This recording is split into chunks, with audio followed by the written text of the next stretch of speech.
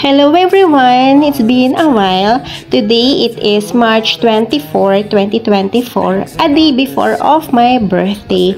So, nag-decide kami ng biglaang lakad to celebrate my birthday. So, around 3 p.m. here in Puerto Princesa, we are going to El Nido, Palawan. So, it's a road trip. Actually, biglaang lakad. Minsan kasi, di ba, mas okay ang biglaang lakad. Mas natutuloy. Char.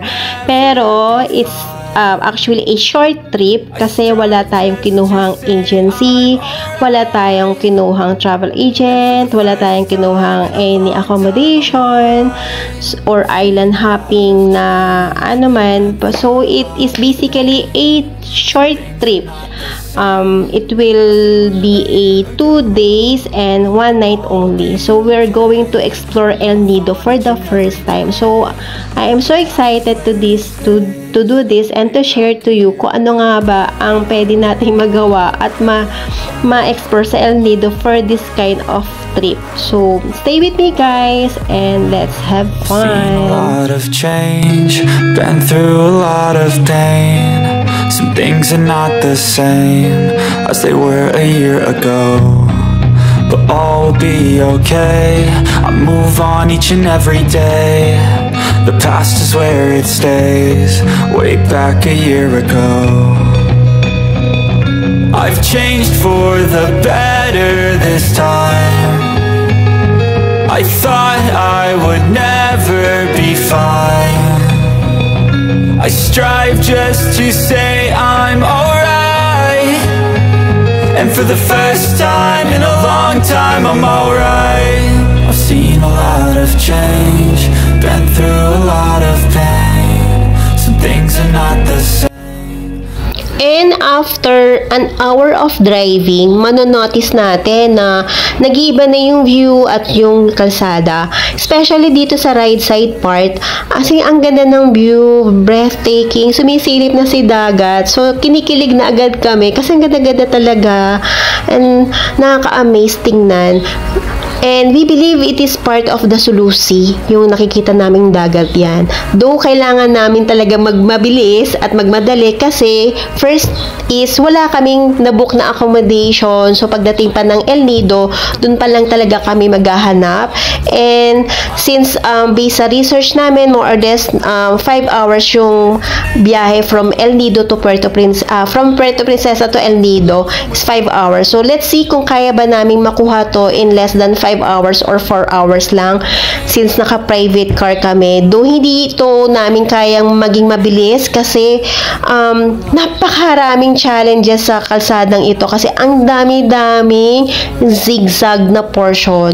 Bukod doon, ang daan ay rolling. Meaning, may portion o malimit yung portion na paakyat, then pasulong, paahon, pasulong, and may portion pa na na pasulong ka, blinded ka, paahon ka, blinded yung harapan mo. So, ang taas-taas ng portion na yun na hindi mo makikita. So, nag-iingat talaga si husband kasi to prevent any accident, diba? So, since first timer namin dadaanan itong pa El Nidong ito, so napaka-challenging talaga niya. Pero worth naman yung yung view. So, kahit papaano ay na-enjoy pa rin naman namin. And another advice, if magdi-DIY travel kayo at may sarili kayong sasakyan, make sure na nasa magandang condition na yung inyong sasakyan. Kasi ang lalayo, as in, malalayo yung lugar ng katulad nakikita namin ng vulcanizing shop, as in, sa bayan ka lang makikita. So, nakapakalayo niya. And napunta din na namin dito na pag-abutin ka ng dilim ay walang mga ilaw ng poste. So, pag inabot ka ng dilim, as in madilim. Tapos, may mga portion din na walang network, walang signal, walang data. So, kung masiraan ka man, mahirap kumuha ng help or assistance. So, better buckle up if you will gonna try this kind of trip na magdi-DIY kayo. Saka mas okay talaga yung may sinag pa ng araw, hindi kayo abutin ng dilim since lalo na first time tayo. Kasi even if na hindi siya ma-traffic, may mga na tayo nasasalubong. Siguro ito yung mga travel van na sanay na sa daan na ito na humahataw talaga, na minsan nangangain na sila ng ng daan. So, kung hindi ka sanay or hindi ka maingat, pwede tayong magkaroon ng accident. So, sana shout out sa mga van dyan. Ingat-ingat din mga huwag masyadong mangain ng kalsada. Alam nating sanay na din sila, pero paano yung mga katulad namin na first time lang at nangangapa din sa daan? So, mas okay yung less risk, diba? And finally, we arrived here in El Nido. Around 7:19 p.m. dumating kami. So, more or less, 4 hours and 15 minutes namin nakuha ang biyahe from Puerto Princesa to El Nido. And now, we are here in the city. And makikita natin na buhay ang city ng El Nido. And maraming shop, maraming kainan, ang ganda ng lights. As in, buhay na buhay. So, hindi pa namin inuna talaga na maghanap ng accommodation. Mas inuna namin i-explore itong Leo Beach at night. At least kasi makita natin siya at night. Ayan, diba ang nice? So, ang Leo Beach ay wala siyang entrance. Open siya for public. Ang meron lang sa kanya ay different restaurant na pwede nating ma-explore or kainan, ma-enjoy. Pero, basically, it is free, pero masabi nila maganda raw ang sunset dito, though hindi na natin yun magagawa kasi plano naman namin itong balikan in early morning, so sa sunrise, pero yung sunset hindi na kasi sabi nga natin 2 days and 1 night lang talaga tayo to stay here in El Nido. So ang ginawa namin is we grab the chance to explore the area at night. So hindi naman kami nabigo, maganda talaga din siya, though ang mga restaurant dito ay mag-open siya ng 10 a.m. until 10 p.m. lang. So, hindi na namin pinili na dito mag-dinner. So, kasi after exploring this area, we are going to find an accommodation. So, pipiliin muna nating humanap ng pwede nating stayan overnight at pwede tayo mag-rest, lalo na ang ating driver. So, siyempre, kailangan din ng enough sleep and enough rest. So, we're just staying here more or less mga 15 minutes lang to enjoy and explore the area. Then, after nun, ay lalabas na tayo at babalik na tayo dun sa city. Still nobody knows, but I'ma choose what's right and take what comes and goes. And ain't no one in life holding me back no more. I've seen a lot of change, been through a lot of pain. Some things are not the same as they were a year ago, but all will be okay. I move on each and every day. The past is where it stays, way back a year ago.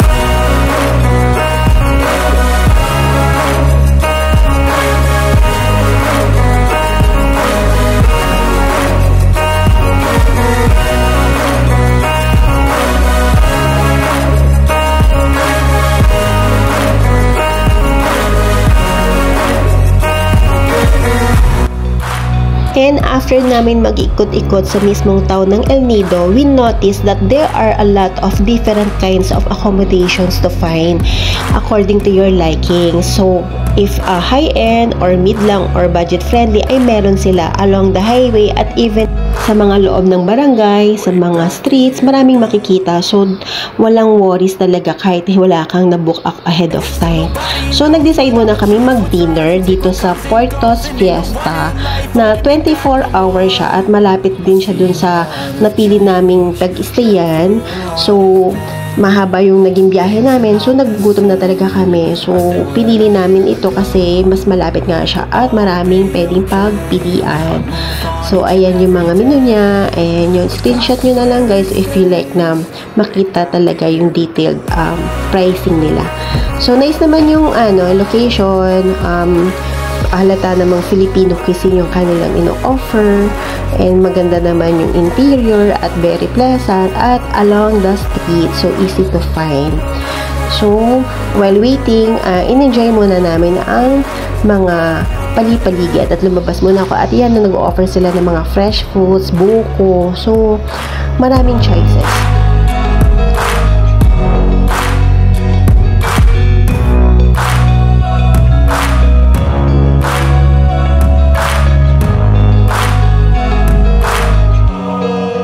back a year ago. I've seen a lot of change, been through a lot of pain. Some things are not the same as they were a year ago, but all will be okay. I move on each and every day. The past is where So hindi naman kami nainip kasi after few minutes lang ay na-serve na ang aming order. So, amoy pa lang ang bango na nakakagutom. At dito ko na-shook. Imagine, nasa mini kaldero talaga ang kanilang bulalo na hindi namin alam kung paano uubusin pareho. Since dalawa lang kami, kasi feeling ko kaya nitong ma-serve ang 2 to 3 packs or actually hanggang 4 packs kaya eh. Lalo na kung hindi ka naman malakas kumain. So, ang drinks naman namin ay ito for hubby ay ang kanyang mango shake na masarap at hindi ganun katamis. At sa akin ay pinili ko ay fresh buko. As in buko. Ayan, diba? Syempre, bill reveal, ang aming binayaran ay 866 pesos including the 5% service charge.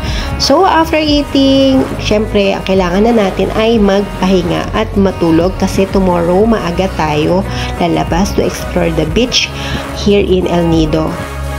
Finally, we are here sa napili naming accommodation, ang Amos Pili 3-in na makikita along the main road highway ng mismong town ng El Nido. So, easy to find. Isa siyang 3 floors na building. So, nice naman siya. May lobby, tapos may mini pantry in the left side. Kasi, itong accommodation na ito ay included na ang free breakfast for 2 amounting 780 pesos. Tapos, ang checkout namin kinabukasan ay alas 12 ng tanghali. Since one night lang talaga kami. Naghanap lang talaga kami na matutulugan ng mas maayos. So, hindi naman kami maarte as long as na yan, malinis, very cozy naman siya. So, swak na sa budget. And may maganda rin siyang view, city view na mismong El Nido along the whole way going to our room. Diba ang nice? At least na-enjoy din natin yung mini city view. O, diba?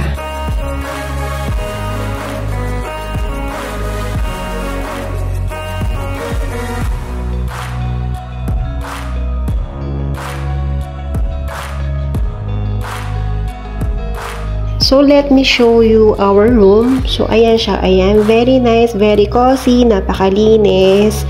Good for 2 lang talaga. Pero, at least may aircon. Very comfortable. O, ayan. Merong mini table para sa patungan ng aming gamit. Ayan siya. 2 pillows. At merong 2 towels. Okay din naman ng aircon. Malinis siya. May mga saksakan. Minimalist lang naman yung design pero napaka-cozy naman sa pakiramdam. At ito ang CR, very clean. Isa importante, napakalinis siya. Simple lang pero malinis. And merong lavatory, hot and cold shower, may free shampoo, tissue, soap, at syempre merong bidet. Oh, very convenient, diba? So, happy kami at contented sa napili naming accommodation. So, that's it guys. See you tomorrow. Magpapahinga muna kami. Bye! Hi! Good morning! So, this is the accommodation in the morning. So, it's around past 7 a.m. na. So, tinanghali na kami. Napasarap ang tulog. So, we decided na hindi muna i-avail ang aming breakfast. Babalik na lang kami since until 10 a.m. naman ang serving nun. So, we're going back to Leo Beach since sabi nga natin, it's only a short trip. Kaya, ang Leo Beach lang ang kaya nating balikan at i-explore at i-enjoy.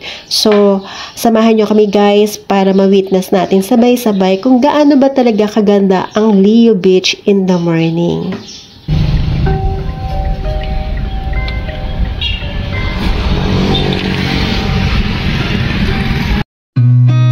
I've seen a lot of change, been through a lot of pain.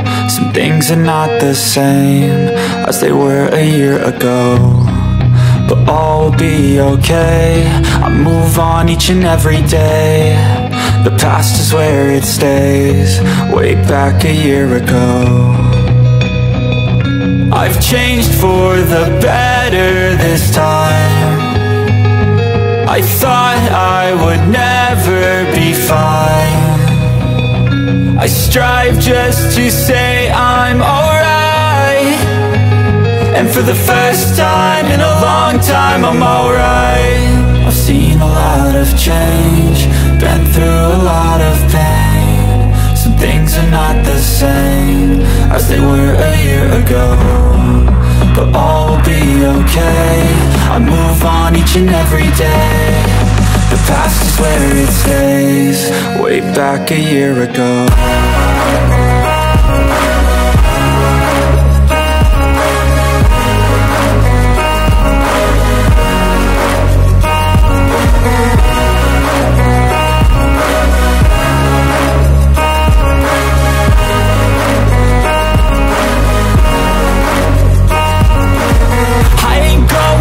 I'm not falling, I'll push all my chips and call all in. I'll bet on myself, you keep stalling. I hear destiny and it's calling. I'll keep my head up high through the downs and lows, and we're all going live. Still nobody knows, but I'ma choose what's right and take what comes and goes. And ain't no one in life holding me back no more.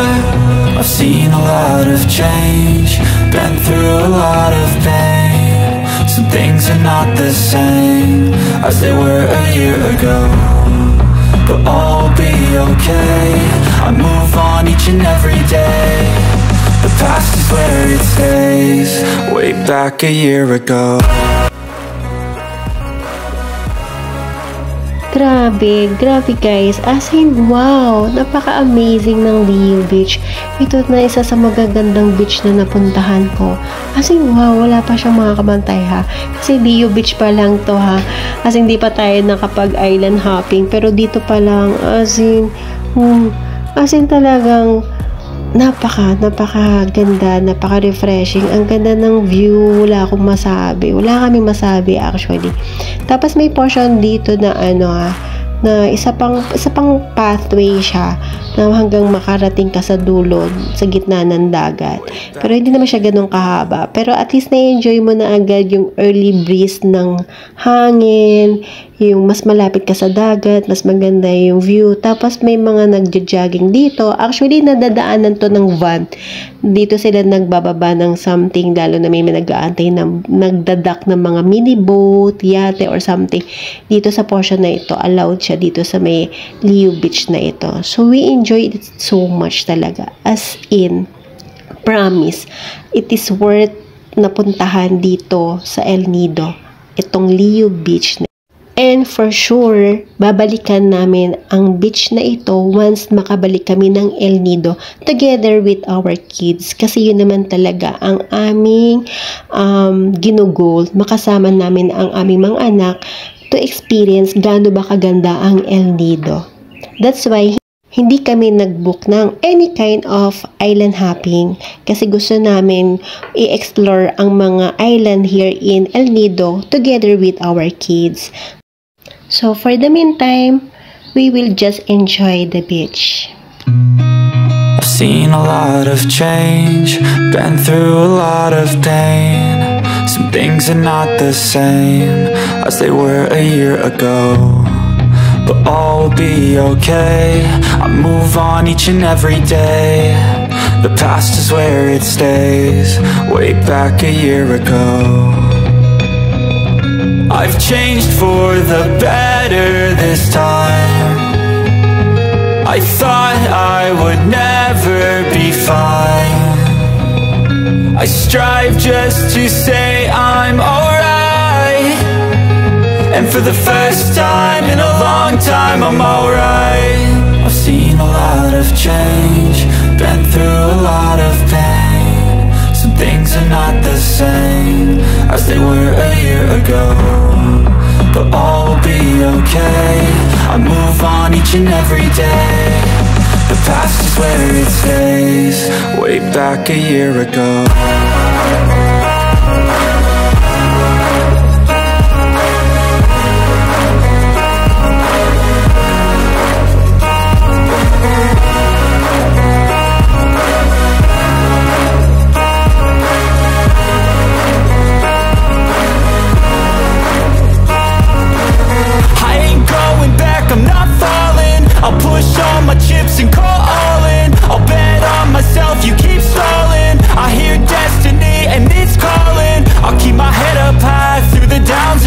and where I'll go in life. Still nobody knows, but I'ma choose what's right and take what goes. And ain't no one in life holding me back no more.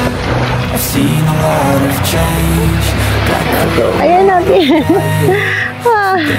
Nakakatuwa maligo. Naliligo ulit. My God. Naliligo. Sana ako marunong maligo mag-isa. Grabe. Swim pa more. Oh, nice. Nakakatuwa. Oh, galing. Wow. Happy dog. Amo kaya niya yun?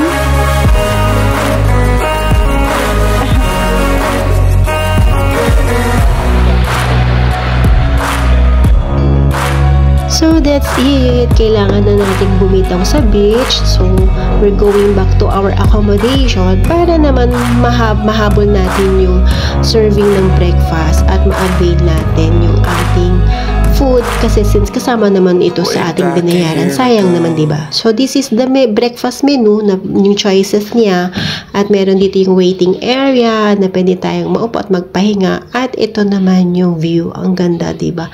Ayan yung town mismo. Meron siyang parang burol na parang bundok o ano man na bato-bato pero ang ganda ng accent ng anong yung landscape na yon. So this is the mini pantry. Merong free hot water, cold water. Ito pwede ka mag-avail ng mga different kind of drinks.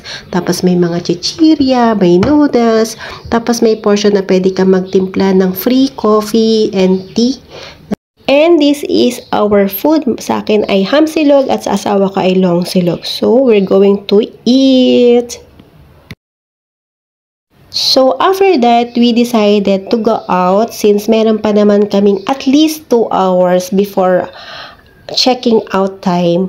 So, ginarab na namin yung opportunity na makapag-ikot-ikot at i-explore ang mismong town ng El Nido to see ano yung pwede pa nating kainan, pwedeng mabili tayong mga souvenirs. So, lumabas muna kami and we find out na pagdating dito sa mismo mga different street, different barangay, ay mas maraming accommodation as in dikit-dikit sila. Wala, as in bawat sulok merong inn or accommodation na budget friendly, na may kanya-kanya silang theme, kanya-kanyang decor, so nakaka-enjoy tingnan. At doon namin na-realize na hindi naman pala nakakatakot na mag-DIY tour here in El Nido kasi marami ka talagang mapupuntahan at matutulugan at maraming choices lalo sa pricing kung budget friendly ka. So, no worries kung wala kang travel agent. And kung wala ka namang sa sariling sasakyan to go here in El Nido, may mga choices naman actually paano bumiyahe. So, meron dun sa mismong Puerto Princesa na terminal sa Irawan, merong mga different van na pwede mong sakyan na alam ko nagre-range to sa 500 pesos to 600 pesos one way. Pwede din namang bus, yun ang din ang alam ko. I don't know if may jeep pero so far ang alam ko lang ay van at bus na pwede mong sakyan going to El Nido. Though ang cons naman ng pagsakay sa public transport is limited yung time ng arrival at departure. So, dapat aware ka doon since hindi malimit ang mga sasakyan. Pero meron namang choices sa Puerto Princesa na pwede kang mag-hire ng private car with or without driver na pwede mo siya magamit anywhere in Palawan. And dito naman din sa El Nido, uso din yung pagre-rent ng motor na para naman magamit mo siya in a day or 2 or 3 conforme sa gusto mo with a specific price syempre na pwede mo siya magamit para ma-explore mo ang buong El Nido. So, isa yun sa mga choices ng transpo. Pwede din naman mag-hire ng tricycle kasi marami naman din tricycle dito. Marami din ditong souvenir shops, different merch na pwede mong bilhin at maging souvenir. At dito sa portion nito, parang merong skinita na pinasok namin kasi napansin namin maraming mga turista na pumupunta dito sa daan na ito and sumunod din kami. And we find out na dito yung portion ng mga docking ng mga maraming mga bangka. As in, maraming bangka. Ayan. Kasi we believe ito yung portion kung saan nagdadock lahat sila for island hopping. Ayan. O, diba? Kahit napakaraming mga different kind of boats, ang ganda ng view. Ang ganda pa rin niya. Actually, yung different kind of boats na yan for island hopping ay nakakadagdag ng accent sa ganda ng view. And if ikaw ay DIY katulad namin, na wala kang na-avail na any kind of island hopping ahead of time, dito marami kang makikita. As in, madami. Dikit-dikit sila. So, if joiner ka or group, madaling makaka-avail ka rito. Aagahan mo lang para at least makuha mo yung magandang service or hindi ka makakapag-antay. Kasi, I believe nag-start yung island hopping around 8 to 9 a.m. So, maghapon na yun. So, may different island hopping yan. Type A, B, C, or D. So, mamimili ka na lang. Pero, ang famous daw na island hopping ay yung Tour A at Tour C. So, if katulad namin na biglaan lang lakad o at DIY lang at budget friendly, madali ka makakuha dito ng if joiner ka o group ka. At actually, mas mura pa siya compare mo sa online. Kasi nag-browse din ako at nag-search online kung magkano ba yung pricing. Actually, mas mura talaga pag direct ka dito sa El Nido ka nakukuha. Same service lang actually. Nagkakaiba lang siguro sa additional kasi pag travel agency, meron kang travel agent na mag-a-assist sa'yo, hassle-free, comfort. So, yun lang yung difference. Pero, pagdating naman sa island, ay halos pare-pareho lang naman talaga. So, dahil lakad kami ng lakad, umabot kami sa portion na ito. Ito yung karugtong lang nung kung saan nagdadak yung mga boat for island hopping. Ito yung portion naman nasa gilid lang siya ng dagat. Na ang ganda-ganda niyang lakaran. Na minsan yung iba dito nasasalubog namin kundi walkathon, nagja-jogging, iba naman nakamotor. So ini-enjoy pa rin namin yung view since wala naman kaming island hopping na kinuha. So better i-enjoy na lang namin yung seaside kasi worth it naman talagang i-enjoy pa rin itong portion na ito. So, at least nandito kami sa El Nido. So, we grab the chance and opportunity na makapag-release ng stress sa pamamagitan ng view ito kasi worth it talaga. Ang ganda talaga niya. So, see the look. Let's enjoy talaga. Enjoy the view. I've seen a lot of change, been through a lot of pain. Some things are not the same as they were a year ago, but all will be okay. I move on each and every day. The past is where it stays, way back a year ago. I've changed for the better this time. I thought I would never be fine. I strive just to say I'm alright. And for the first time in a long time I'm alright. I've seen a lot of change, been through a lot of pain. Some things are not the same as they were a year ago, but all will be okay. I move on each and every day. The past is where it stays, way back a year ago.